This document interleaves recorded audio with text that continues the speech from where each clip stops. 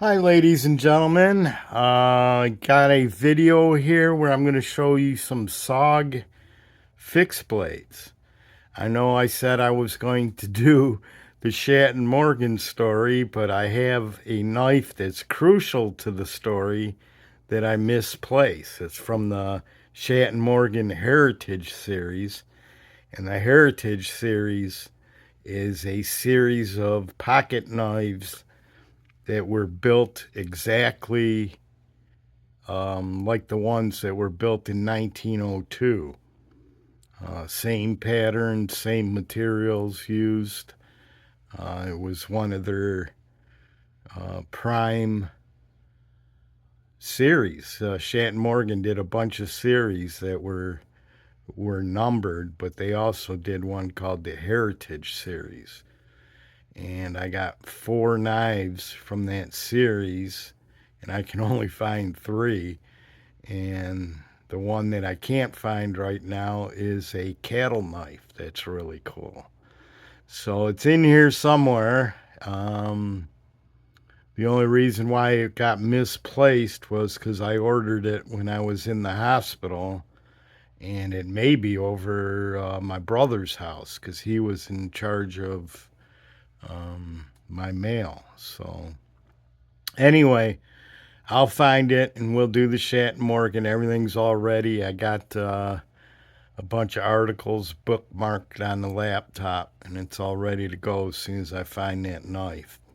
But in the meantime, I got something really cool here. I got my 3 SOG knives, fixed blades. So we'll take a look at those right now. First, take a little spin, check out Rodney. And there's James up there. The eyeball. And I've had a few people ask me exactly what this is on top of the K-bar box. It's actually a Schrade Walden electrician's knife, which is one of my favorite patterns because that was, before I retired, that was my job.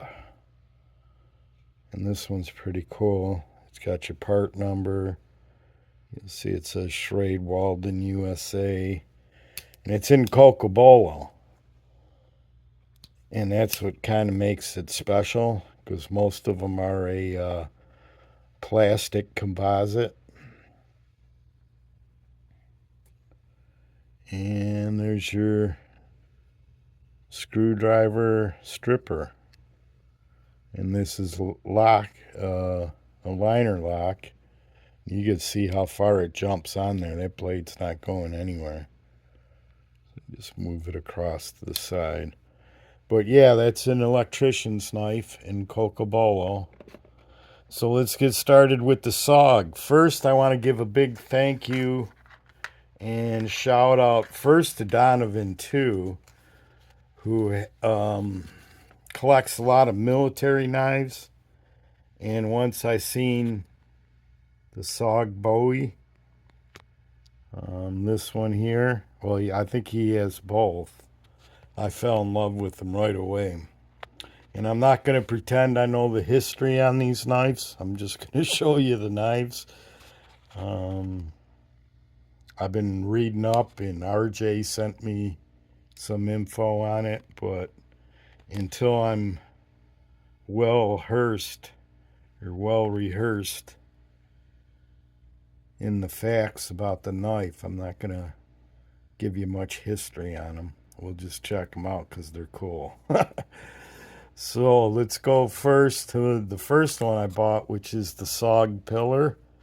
And this is a USA made knife, one of their newer models, with 35 SVN steel, stonewashed. And it's a beauty. It's a nice jimping up here that's not real aggressive, so it doesn't hurt your thumb. But we'll take a quick measurement on this one. And we'll weigh it once I put the sheath back on. So you got a 5-inch blade, 4 7/8, and your handle, if you go all the way down to the glass breaker, skull crusher, 4 what's that, 5/8, 6/8, 4 3/4. So it's a nice handy little knife. Probably more if I carry one out of the 3, this would be the one, because this is my user. So that's a beaut. So we almost got a 4-inch blade with that. Let's check the weight on it. And the weight's crucial because the big original Bowie is supposedly over a pound. Let's see what we got here. This is 8.9 ounces, almost 9 ounces. Very carryable. It does have a piece to it to hook to your belt. Right now I don't have that on there. I haven't carried it yet. But should I got the piece for it for the belt hookup. Now the second one is what's called the SOG Bowie 2.0 with these cool sheaths. Except there's an issue with the sheaths that I noticed. You got your sharpening stone. Really good quality on the build. Leather stacked handle. What does happen with these sheaths is they got this snap right here. And you can see it's getting all scratched up. And that's because it rests right on your guard here and scratches it up. So here's this SOG 2.0.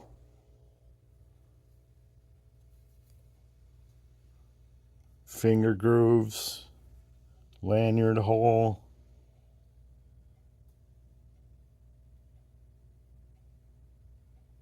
Beautiful finish. I love this titanium nitrate finish.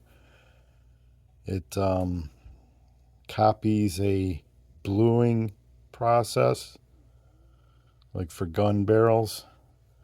In fact, the old SOGs, the S1, were made in Seiki, Japan, I believe, and the blades were blued. And that's probably going to be my next purchase. These were made in Taiwan. And the build quality is really nice on them. This one here, you'll see there's some overflow with the epoxy. I haven't gotten around to trying to clean that up, but let's check out. This is supposedly a 6.4-inch blade.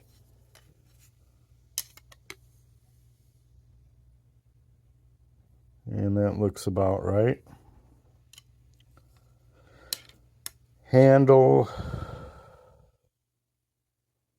is a little over 4.5 inches. I forgot to give a shout out. I gave a shout out to Donovan. I haven't given a shout out to Jay. And Jay Johnson is the one I bought this 20th anniversary SOG. So we'll get right in his, here's his card. If you want to get a hold of him, you can see he collects rare and vintage SOG knives. And just give him an email. If you go to onlysog.com, you'll get to his website, onlysog.com, right up here. And once you see something you like, you go to the price list, see what you like, then you email him, and he'll talk to you chat through email for a while to figure out what you want to do and what he has. So thanks, Jay, on that. He also gave me a couple stickers, which I collect, and these are cool. I'll probably even put one up out here. Not only that, a couple of these little cooler cups. How's that for having a beer? I don't drink much, but when I do have a beer, definitely going to use one of these. So thanks a lot, Jay. I'll stay in touch because I looked at the S1 buoys, and I'm very interested, especially if they were made in Seiki, Japan. Okay, now the big one that I just got from Jay. Oh, here, let's weigh this out. I don't know why it turned off.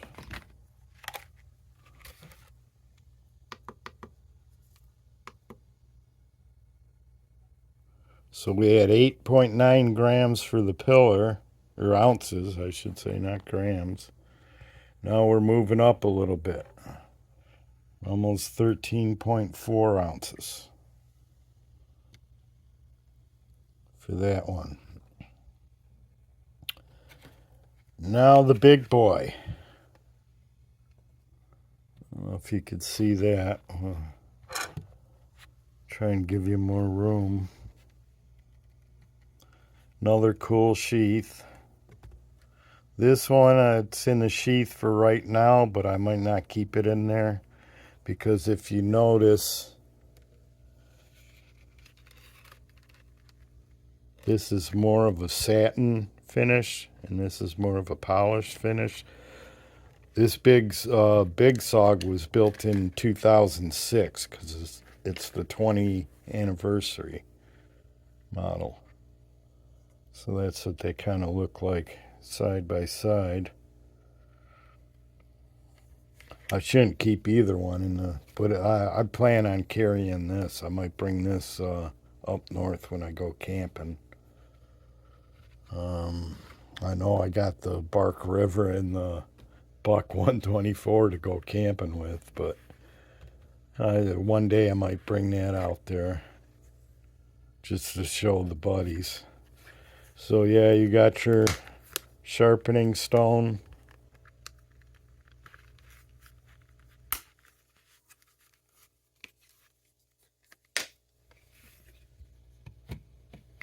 Look how thick this blade is. Let's see if we can get a accurate measurement on that if I find my other ruler.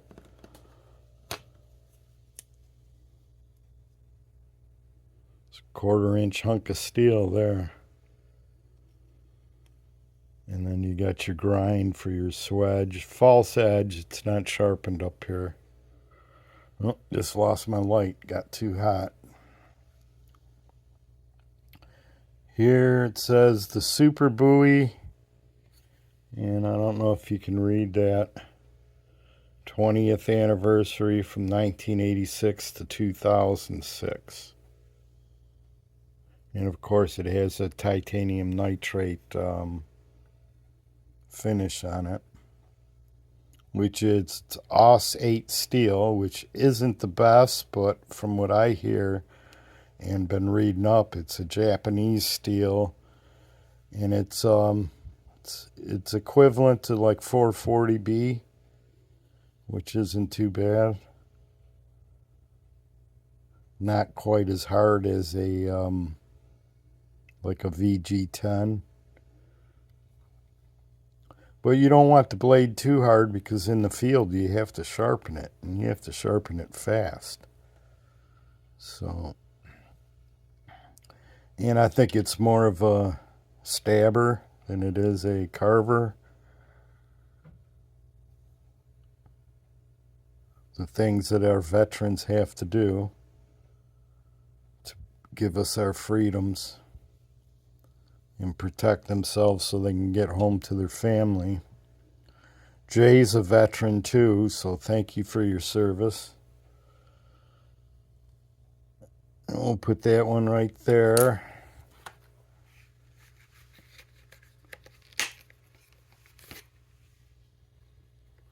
You'll also see on these they changed their trademark. See SOG there, I'm not sure what that is. Next to it, looks like a blade tip.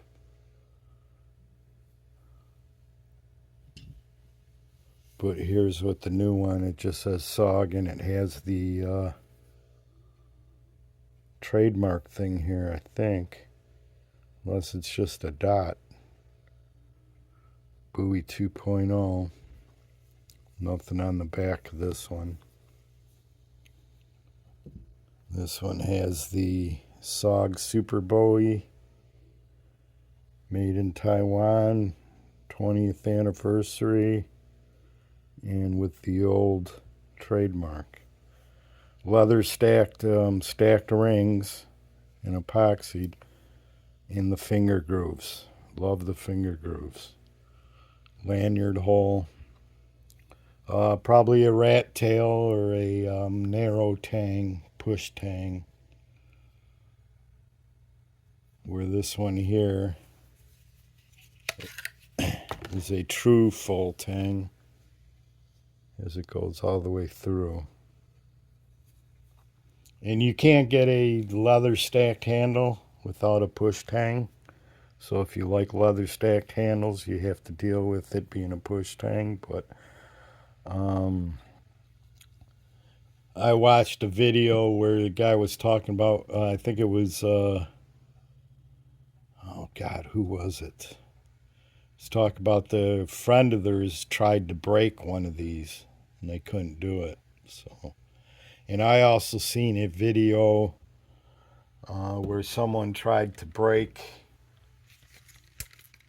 the K-bar, which I brought out for comparison reasons, the K-bar Mark II, and they couldn't break it out in the woods either until they pried it between two branches and put all their weight on it and bent it right where the tang would narrow. Or it's still the thickest part of the tang, but it's not nearly as wide as that. So we'll put that up there just for some comparison. Which is a beautiful knife, fighting utility knife. That has a 7-inch blade, so the Super Bowie is going to be bigger. And I'll try and keep these all guard high.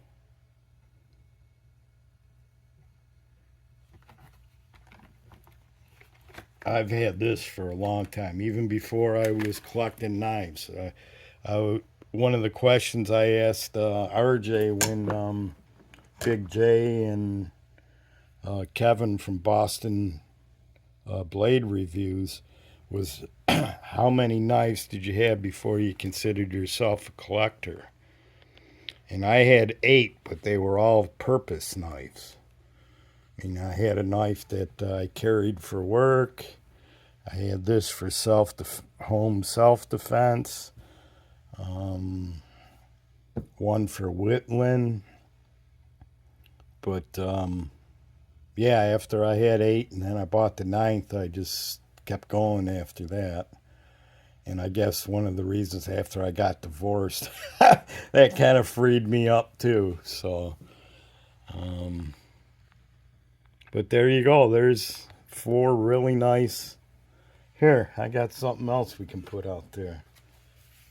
This is the Camillus Pilot Survival Knife that I just adore, just because it's got some battle testing on it. I mean, not battle tested where it seen wartime. It might have flew around there. We got the light back on. It might have been up in the skies over Kuwait. It definitely was issued to a pilot, but over Kuwait for Desert Storm. But I don't think we ever had ground forces down in there. And we didn't get any planes. I think 2 planes got shot down the whole time. So the pilot that owned this would be cool if he was a A-10 Warthog, because that's the primary plane that they used in Desert Storm, anti-tank aircraft, to take out the tank line that was encroaching into the country of Kuwait. So there you have it, some military knives, except this one here. But they're all leather stacked handles. Let's try and get a better look.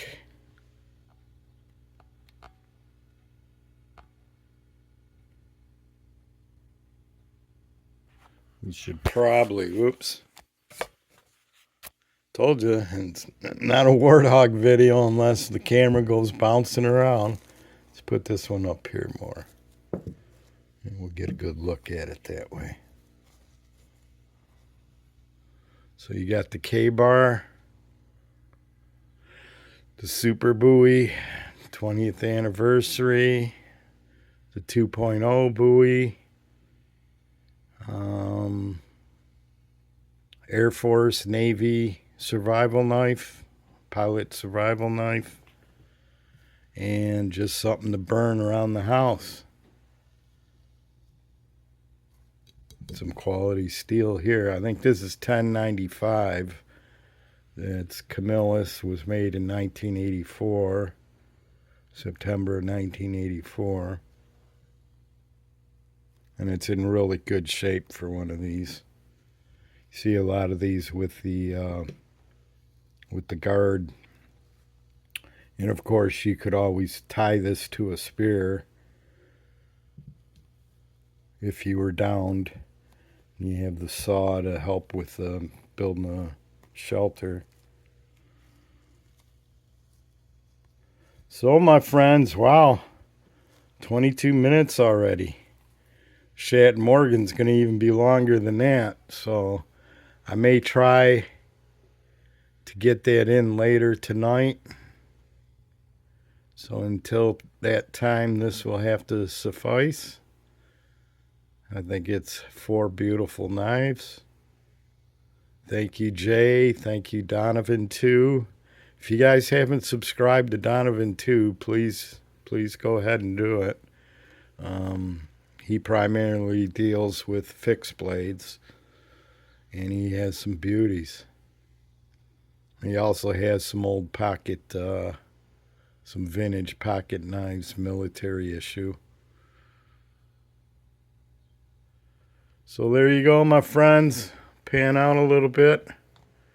Until next time, take care. Peace. Bye-bye.